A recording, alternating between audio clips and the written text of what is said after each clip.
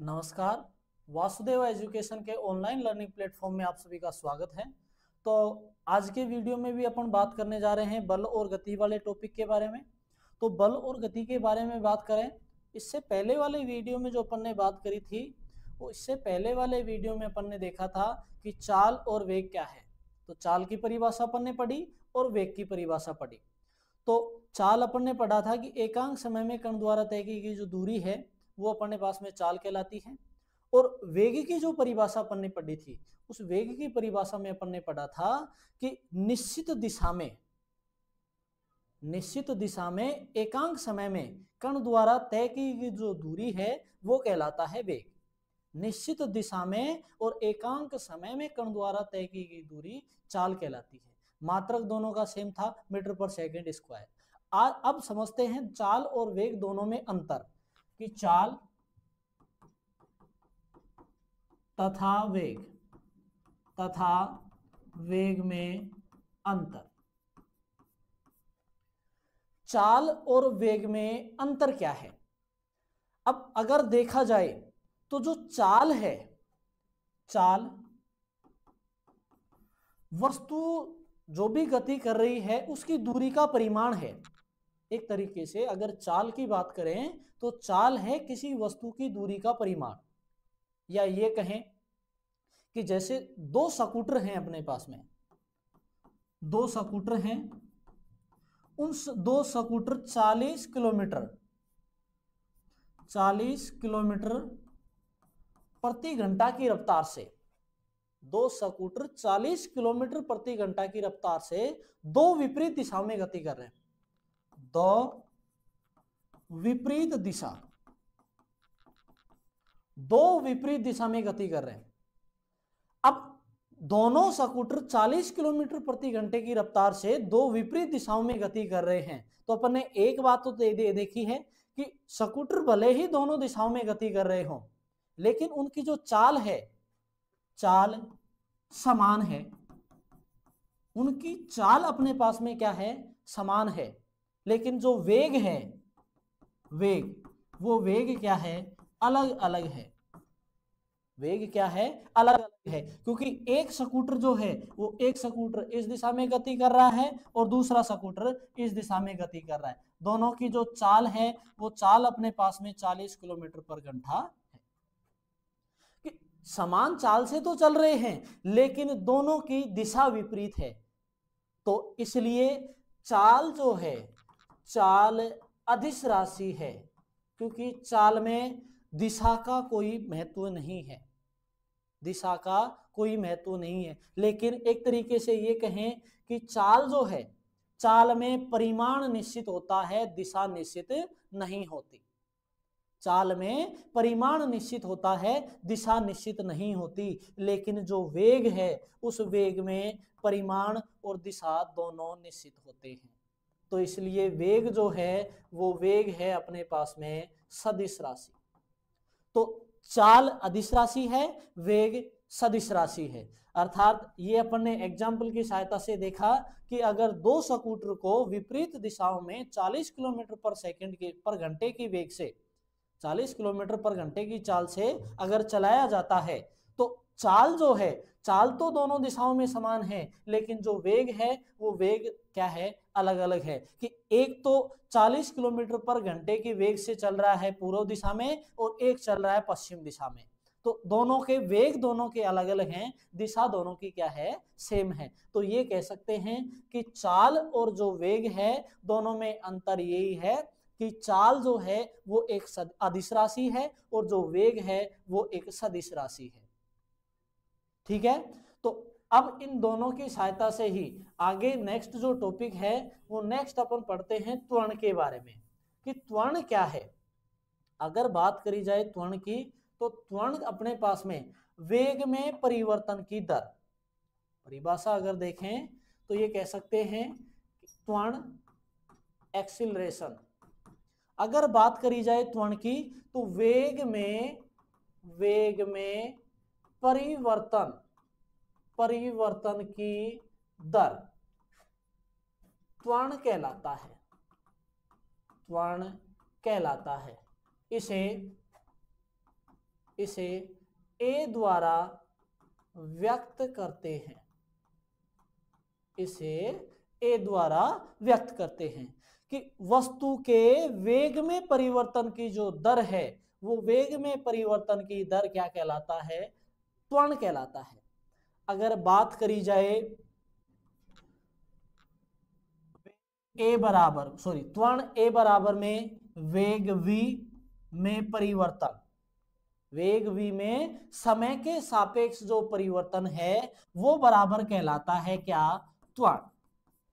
अब अपने को पता है कि वेग जो है, वेग का मात्रक, वेग का मात्रक अगर देखा जाए तो वेग का मात्रक एक तरीके से, वेग की अगर बात करें तो निश्चित दिशा में एकांक समय में तय की गई दूरी, निश्चित दिशा में और एकांक समय में तय की गई जो दूरी है वो क्या है? अपने पास में वेग था, वेग v बराबर s बटा टी। s क्या है? दूरी, और दूरी का मात्रक क्या है? मीटर, और समय का मात्रक क्या है? सेकंड। तो वेग का मात्रक था मीटर पर सेकंड। ऐसे ही बात करी जाए त्वरण के मात्रक की, तो त्वरण की परिभाषा है वेग में परिवर्तन की दर, वेग में समय के सापेक्ष परिवर्तन की दर जो है वो कहलाता है क्या? त्वरण कहलाता है। अर्थात वेग का मात्रक अपने है मीटर पर सेकंड और टाइम का मात्रक क्या है? सेकंड। अर्थात ये कह सकते हैं कि मीटर पर सेकंड स्क्वायर। तो त्वरण है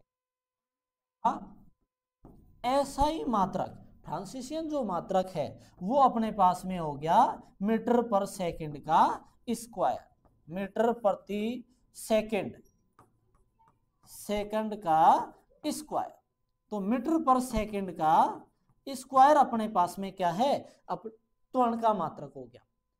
अब बात करी जाए त्वरण की ही, अगर और मान निकाले जाए तो ये कह सकते हैं कि वेग में जो परिवर्तन है, वेग में परिवर्तन त्वरण बराबर वेग में परिवर्तन किसके सापेक्ष?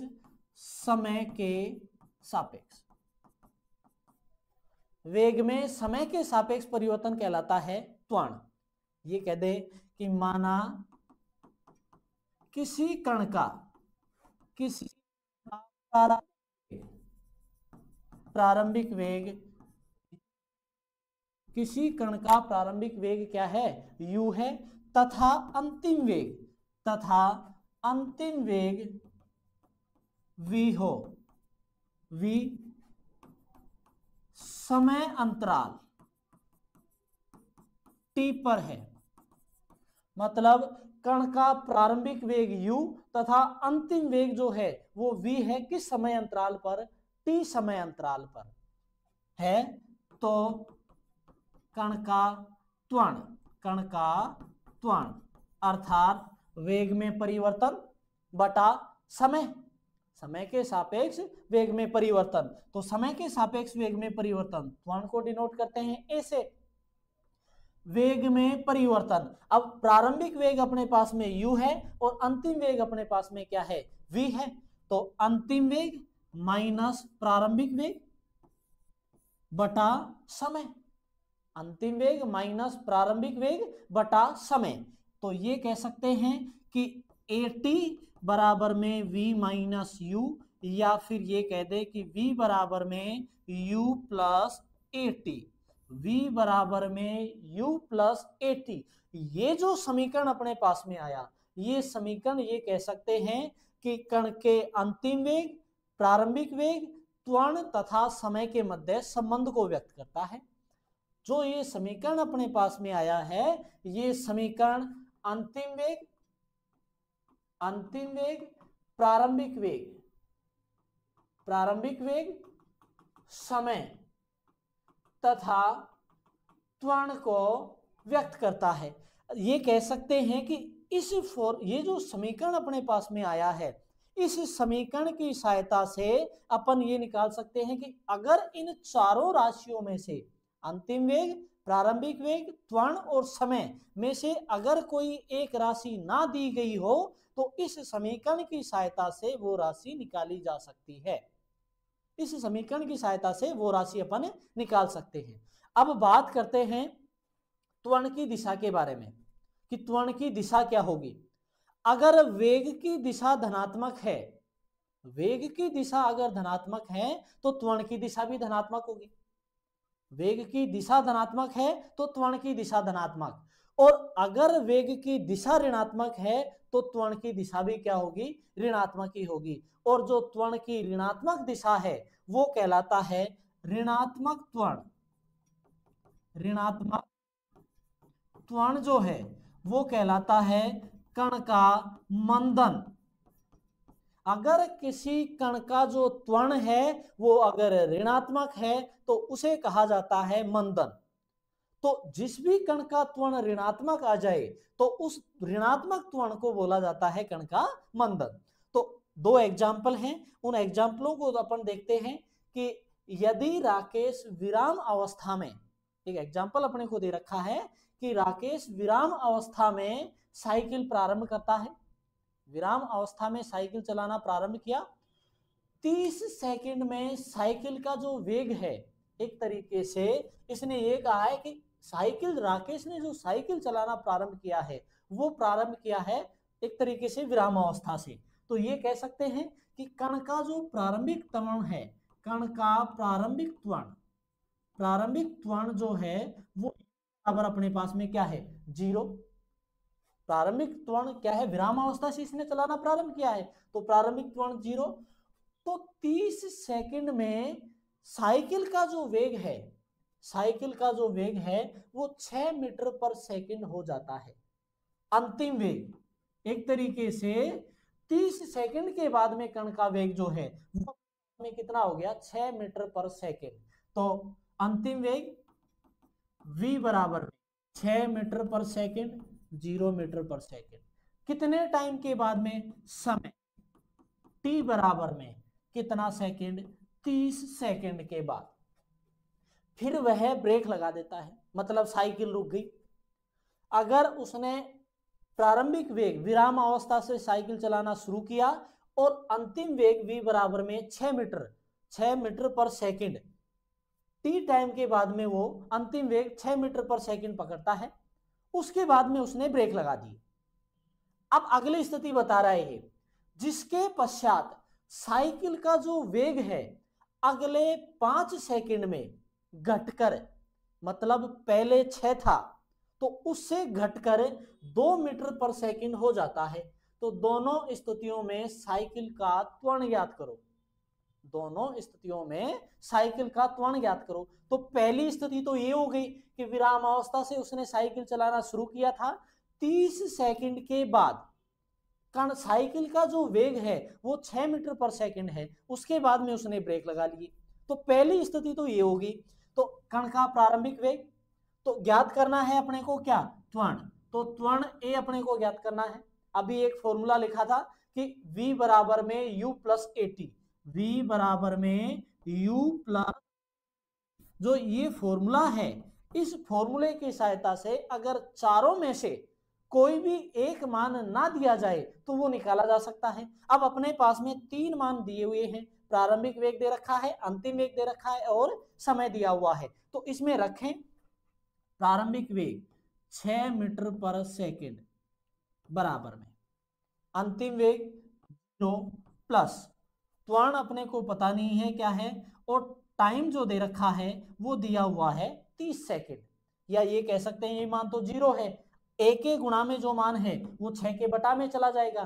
तो ये मान अपने पास में आ गया एक तरीके से कि ए 30 सेकंड बराबर में 6 मीटर पर सेकंड, या ये कह दें कि ए बराबर में 6 मीटर पर सेकंड बटा 30 सेकंड, अर्थात ये आ गया ए बराबर में 6 बटा 30 मीटर पर सेकंड का स्क्वायर, क्योंकि ये सेकंड बटा में नीचे आएगा, सेकंड का स्क्वायर हो गया। तो त्वरण जो है वो हो गया 6 बटा 30 मीटर पर सेकंड स्क्वायर, या भाग दें तो अपने पास में बन जाता है 0.2 मीटर पर सेकंड स्क्वायर। तो ये तो हो गया प्रारंभिक स्थिति में त्वरण, जब वो विराम अवस्था से साइकिल चलाना शुरू करता है 30 सेकंड के बाद में उसका जो अंतिम वेग जो है वो 6 मीटर पर सेकंड हो जाता है। अब उसने ब्रेक लगाए, ब्रेक लगाने के पश्चात साइकिल का जो वेग है वो अगले 5 सेकंड में घटकर कितना हो जाता है, 6 से घटकर कितना हो गया, 2 मीटर पर सेकंड। तो अगली वाली जो स्थिति है, द्वितीय स्थिति की अगर बात करें तो उस द्वितीय स्थिति में प्रारंभिक जो वेग है, प्रारंभिक वेग तो अपने पास में क्या है, u बराबर में 6 मीटर पर सेकंड, क्योंकि ब्रेक लगाने से पहले इसका अंतिम वेग क्या था, ये अपने पास में 6 मीटर पर सेकंड था। तो अब ब्रेक लगाने के बाद में 5 सेकंड के बाद में इसका वेग घट कितना रहा है, 2 मीटर पर सेकंड। तो प्रारंभिक वेग जो पहले अंतिम वेग था वो अब प्रारंभिक वेग हो गया। तो प्रारंभिक वेग u बराबर में 6 मीटर पर सेकंड, अंतिम वेग v बराबर में हो गया 2 मीटर पर सेकंड। और समय जो है कितने समय के बाद हुआ है, 5 सेकंड के बाद। तो 5 सेकंड टाइम दे दिया, अंतिम वेग दे रखा है, प्रारंभिक वेग दे रखा है, त्वरण अपने को बताना है।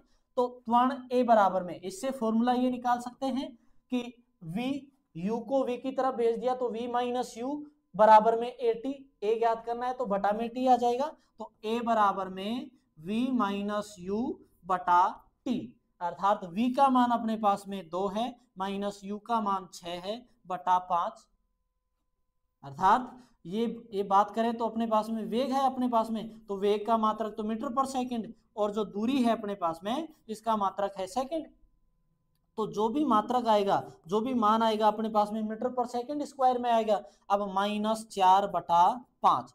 तो ये जो त्वरण अपने पास में आया, ये त्वरण का मान क्या आ गया, द्वितीय स्थिति में त्वरण का मान आ गया ऋणात्मक। तो द्वितीय स्थिति में अगर त्वरण का मान ऋणात्मक है तो उसको बोलते हैं मंदन, उसको कहा था मंदन।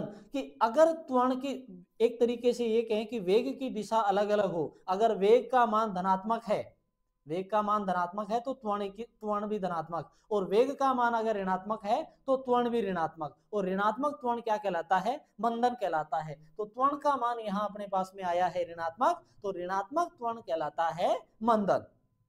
नेक्स्ट एग्जांपल देखें तो नेक्स्ट एग्जांपल है कि एक साइकिल चालक प्रारंभिक वेग 4 मीटर पर सेकंड, प्रारंभिक वेग